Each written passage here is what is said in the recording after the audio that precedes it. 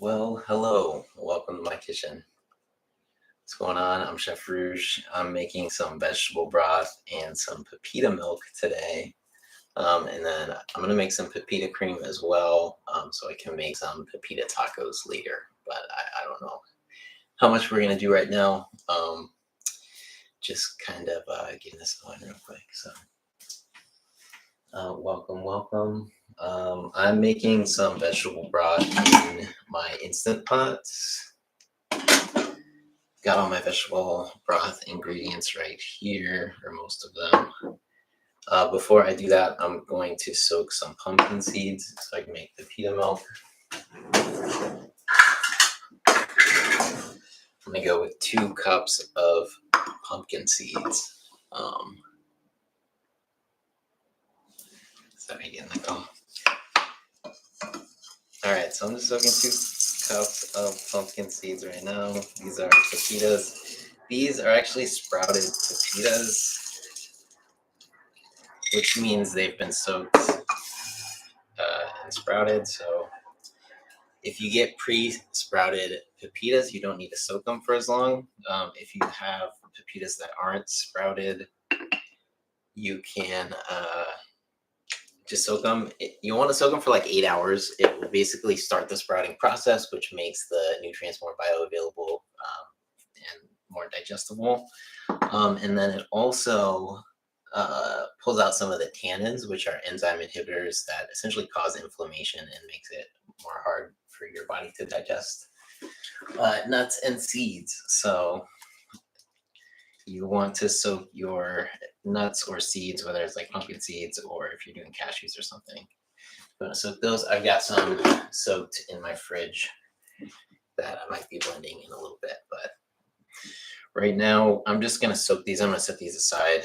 I'm going to use these to make some milk in a little bit, but right now I'm just making some vegetable broth. So I'm going to start. I've got an onion that I rinsed. I'm going to chop the top and the bottom off. With onions, you have to just kind of check to make sure there's not mold, because sometimes, like in between the little layers, there's mold. Like that kind of looks like some mold, which is super common, and it's not a big deal as long as you just take the skin off. Because yeah, mold is just something you don't want in your food. It is not killed by heat, so even though we're heating this broth to kill any bacteria or anything, mold is not killed by heat, so it's still bad for you, even if you heat it. So we're just going to peel our onion. You can just chop it in half. If you want to chop it in smaller pieces, you can do that too. I'm going to chop this. It'll basically expose more surface area to the onion, and then it's just going to add more flavor. I'm going to put these in the bottom. I'm going to hit saute. This Instant Pot gets really hot, so I kind of toggle in between saute and slow cook. If it gets too hot, I don't want the stuff burning, so I'll turn it off and then hit slow cook. But a lot of more, or like the newer models of Instant Pot kind of have a fail-safe so that they just turn off before it gets too hot. But even that's not perfect, so you kind of just have to learn how the Instant Pot works and just kind of work with it.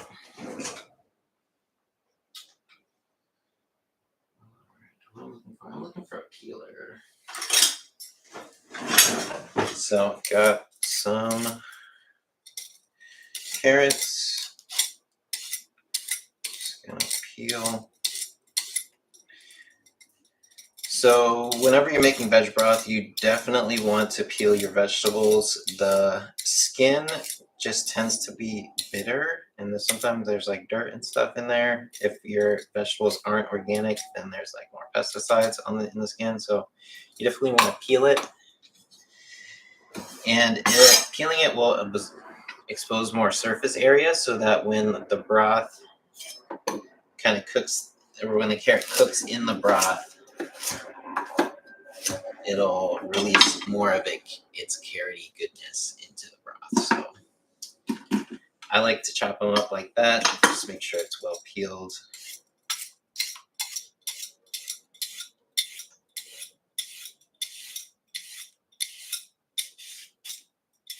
This one looks a little funky, so I'm just gonna peel it extra.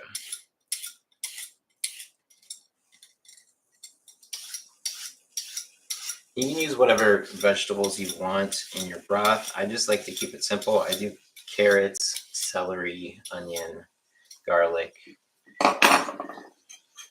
If I have extra vegetables that I want to use, like rutabaga or something, you can put that in there. But I find just like carrots, celery, onion is a great place to start. If you aren't allergic to garlic, then garlic is a great addition too. And then mushrooms. So we got some shiitake mushrooms. I got the onions and carrots in there. Got another onion. I'm gonna peel, kind of chop the sides off of this guy. Top the bottom.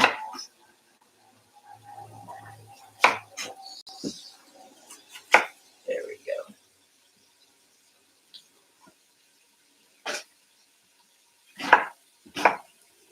And chop this up too.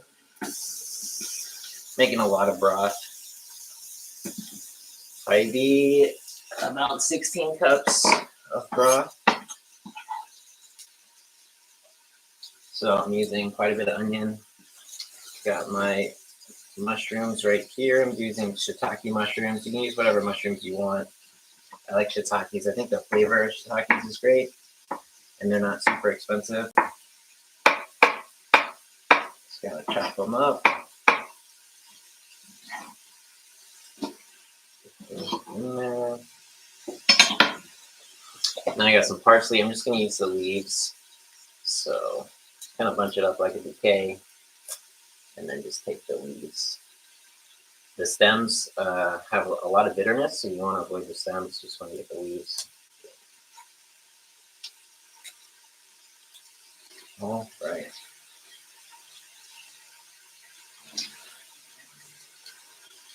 So you can kind of see we've got our vegetable broth. Everything's in here. Just sauteing. I like to let it saute without any water in there. And I actually don't usually add oil to my broth. You can add oil. It kind of enhances the flavor. But I like to keep mine just kind of oil-free, and it's just a little bit healthier that way. And then I've got some celery that I juiced earlier today. This is just the pulp from juicing celery, and this is just celery. I'm going to put this in here. That's going to be the celery that I use in here. I juice celery pretty often, so a lot of times I'll just save the pulp. If I'm juicing it that day, I'll just stick it in the fridge. Or if I'm making broth that day, I'll stick it in the fridge. If I'm not going to make the broth that day, I'll stick it in the freezer and just have kind of frozen celery pulp that you can use in broth. You don't want to use too much pulp from juice. Like if you juice a bunch of different vegetables and like fruits and stuff, you don't want to just throw mixed juice pulp in there because it'll make your broth kind of taste like compost. And so you really, the only pulp I usually put in there is carrot and celery. So I don't really juice carrots that often, so I don't have a lot of carrot pulp. But if you do juice carrots, you can use the pulp in there.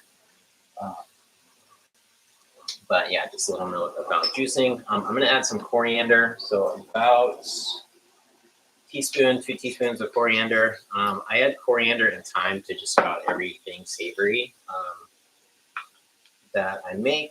Thyme maybe a little bit less, but coriander definitely. I'm going to add a few bay leaves. Bay leaves add just kind of a nice background, like savory soup flavor in your broth. So I think it's a great thing to add to broth. I'm going to add a little bit of onion powder just to kind of enhance the onion flavor, a little garlic powder. And then I like to add a little bit of cayenne, not a whole lot. Not to really add spice, mostly. Oh, that was a lot. Well, it might be a little spicy. So cayenne is very spicy, but cayenne also has really great health benefits. It is an expectorant, so basically, causes if you have a cold or something, it'll help you cough up anything that's kind of stuck in your lungs. So just want to make sure that you don't overdo it on the cayenne because it is very strong. So we're gonna add garlic. I'm gonna add pretty much a full bowl of garlic. I just like to cut into it. Really just drop that. But that's okay. All right, so I like to cut into it and then smash it. Just smash the cloves. That'll release a lot of the flavor. And smashing it on the board, maybe a tiny bit of the garlic oil comes out, but not too much. It's not a big deal. And I'm just gonna drop some of those in there. I'm gonna grab my other garlic cloves that I dropped and we found those.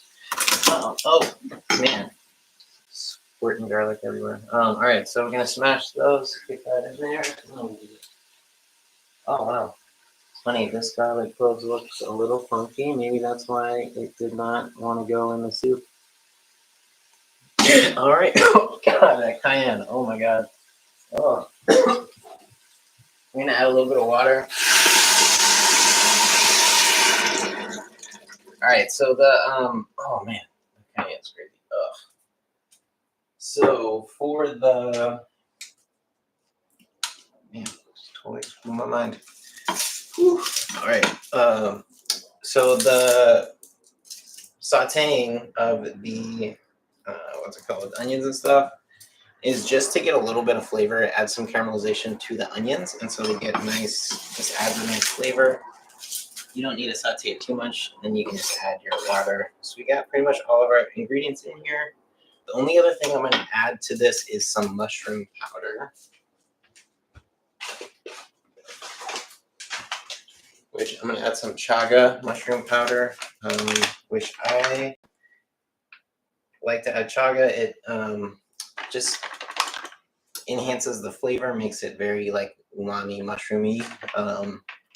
But chaga is also just like super healthy and really good, I guess, for boosting your immune system. But it's supposed to have a ton of health benefits. So I like to add it to my vegetable broth. So that's all we're gonna add in here. I'm not gonna add any salt right now. I like to salt my broth later. So we're gonna just, oh my god, let it go. Oh. I knew it's no joke.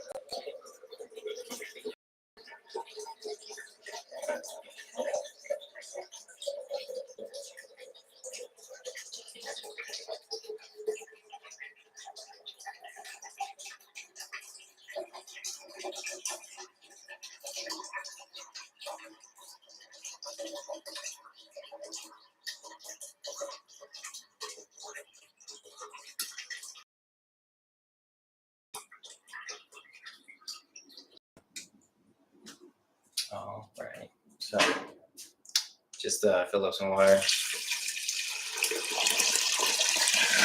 All right, so I've got all my veg broth ingredients in here. I'll let y'all kind of see what's going on.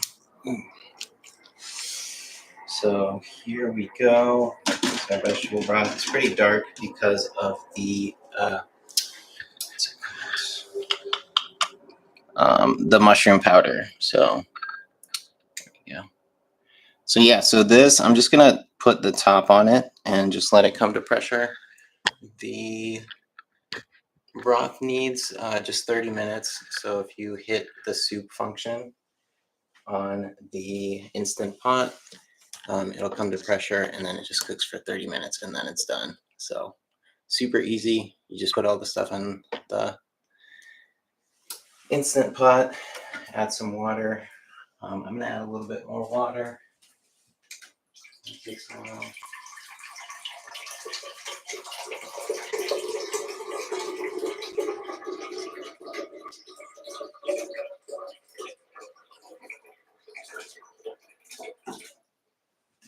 All right.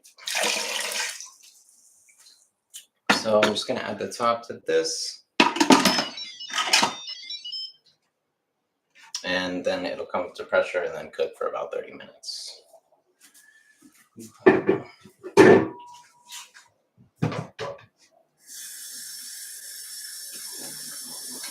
Okay, so I've got my pepitas So these are pumpkin seeds that I soaked, and I'm just gonna rinse these, and then we're gonna throw them in the blender. Just cool.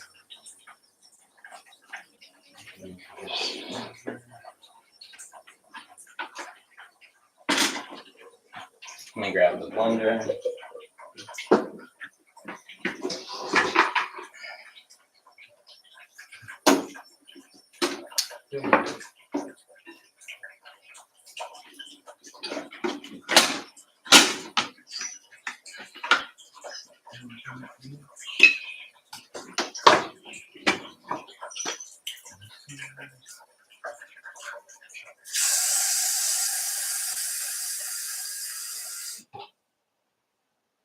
Gotta refill some water. Okay, so pumpkin seeds, these were soaked. They're pre-sprouted, so I just soaked them in hot water. And I'm just gonna rinse these, and then I'm gonna stick them in the blender. So they'll go in here. And then I'm gonna blend them with water. I'm gonna add a little bit of dates and some salt. And then I'm gonna strain everything through a nut milk bag so that we'll have our Pepita milk. But I'm gonna rinse these now and blend them up.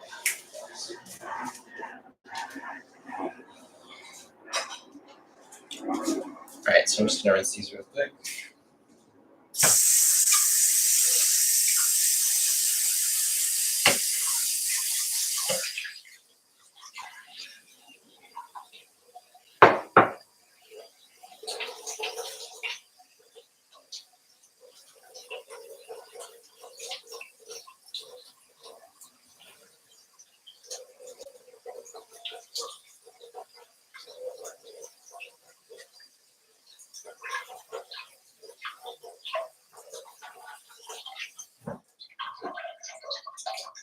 All right, got my pumpkin seeds. So, if you're not familiar with my cooking, I cook with pumpkin seeds a lot.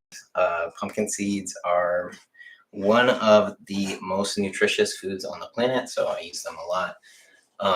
And I have developed kind of a unique way of cooking with them. So I take these pumpkin seeds, soak them, blend them to make a cream, and then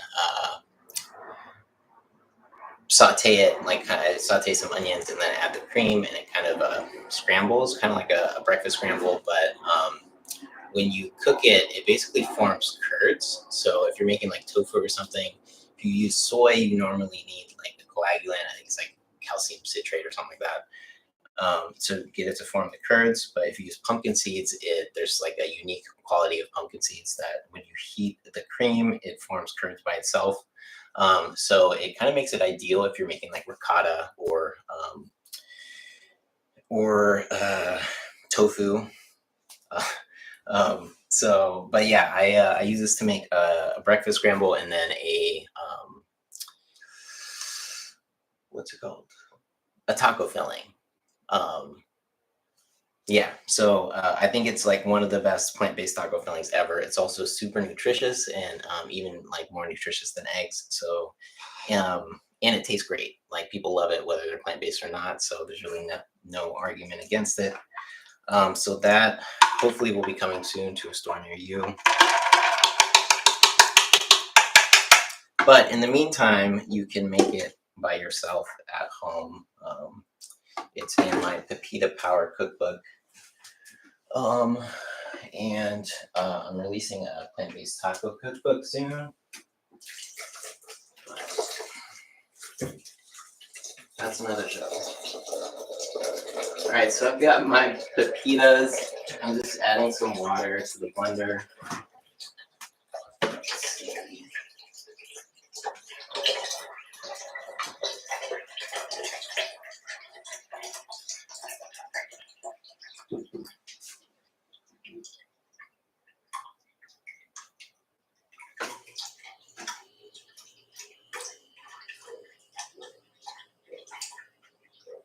Yeah, pouring water takes a while. All right, cool. So we got our pumpkin seeds. I'm just gonna blend this up real quick. I've just got pumpkin seeds and water in here. So I did 2 cups of pumpkin seeds. I'm gonna add a tiny bit of salt. And then I'm using this milk mostly for coffee. So I'm gonna add some dates, if I can find them. All right, so I've got some dates. This large bag of dates is super cheap at Costco. It's like $6 or $7, something like that. So just get one of these. All right, so I've got 4. I usually do about 9 dates. Pepita milk is kind of chalky and not very sweet on its own. So if you add dates,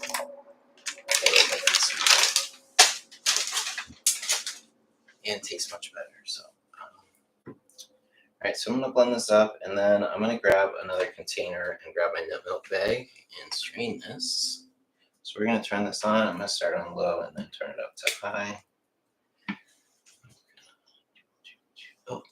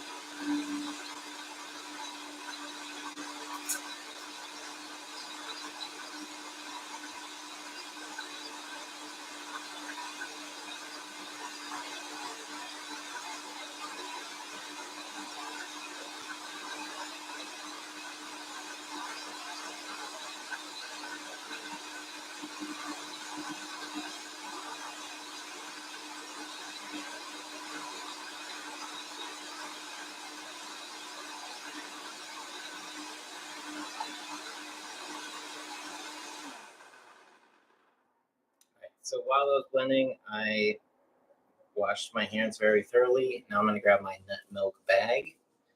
So this, yes, is called a nut milk bag. It's for milking nuts. Yeah, you can get these on Amazon or anywhere online or at a health food store or at PCC if you're in Seattle. But yeah, so this you just stick in here.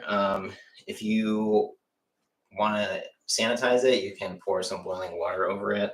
This one I just used the other day and I washed it and it was just hanging to dry, so I'm not going to sanitize it.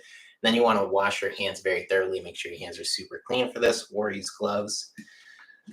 And what you're going to do is once you've blended your pepitas and dates and water, just going to pour that into here. Oh, so you want to make sure this nut milk bag stays open and doesn't kind of fold over on you, because you want to make sure everything gets filtered through here.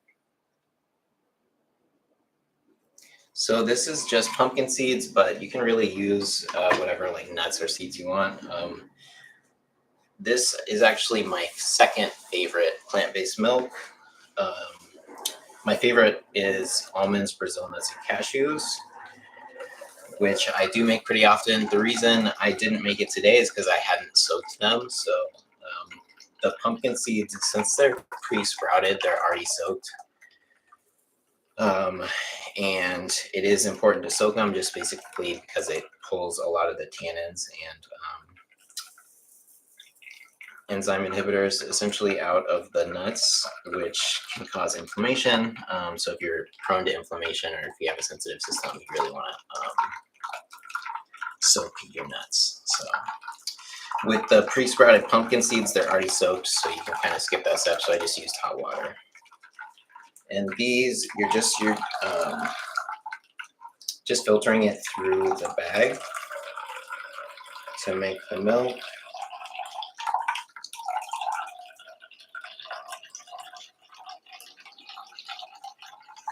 And when you make milk at home, it's like just tastes way better than anything you get at the store. So I really prefer to just make my own milk at home. There's a couple brands that I think are okay, but like any of the boxed, like nut milk, or other kind of milk, it usually has like weird ingredients and it doesn't taste very good. So I usually just prefer to make mine at home. But it is a little time consuming, so it would be nice if I could just pay somebody to do this. I mean, I guess I could, but it's like the amount I would have to pay them probably would make it not worth it.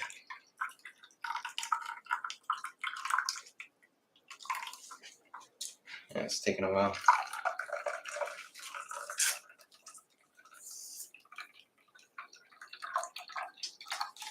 So yeah, pumpkin seeds, super high in protein, also have all the amino acids that you need. So it's a great protein source for people who are plant-based.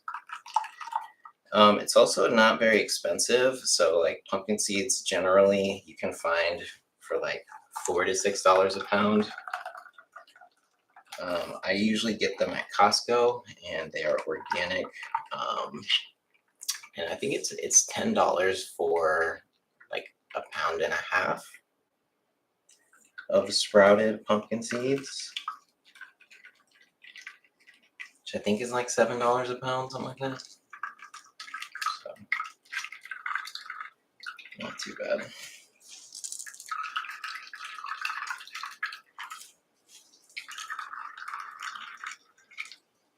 All right. I feel like maybe I should use more water. Okay. I think we're gonna call it good with this. But here's your Pepita milk. Pepita milk is actually great for coffee. So if you need a plant-based coffee creamer, Pepita milk is a great option. It's also super fun to make and really good for your hand strength. So there's all types of benefits to making your own Pepita milk. And that's it. Gotta squeeze it. I'm gonna wash my hands.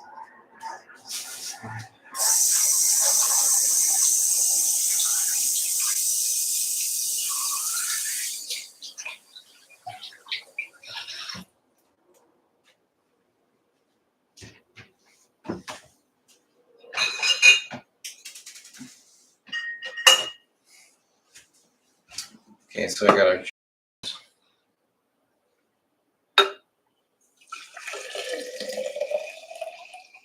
has kind of a slight green tint to it, and depending on how green your pumpkin seeds are, your milk might be more green than this.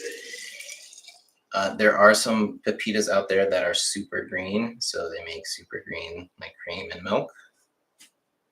These ones are kind of pale, so they're not too super green.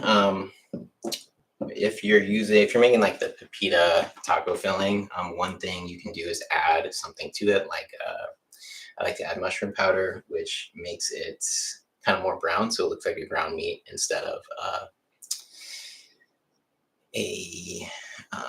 just like a ground taco or pepita meat. But anyway, yeah.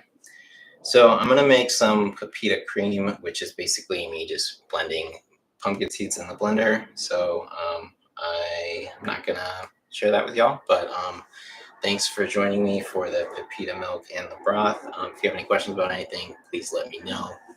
And I will see y'all on the next one.